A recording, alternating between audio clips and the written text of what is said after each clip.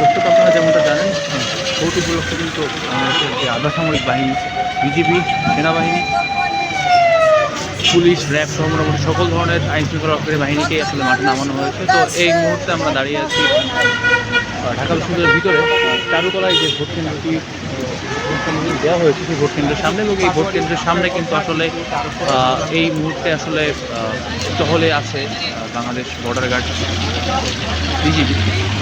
এবং আপনারা যেমনটা জানেন, কিছুক্ষণ পরে আসলে জনাব পাটোয়ারি সাহেবের এই ভোট কেন্দ্রে আসার কথা। কিন্তু আপনারা এটাও হয়তো জানেন যে মির্জা আব্বাস কলেজের কেন্দ্রে যাওয়ার সময় আসলে পাটোয়ারি সাহেবের উপরে হামলা হয়েছে, এবং সেই কারণে তার শাহবাগে আসার যে পরিকল্পনাটা ছিল সেটা একটু বিলম্বিত হচ্ছে, তার আসতে একটু সময় লাগবে।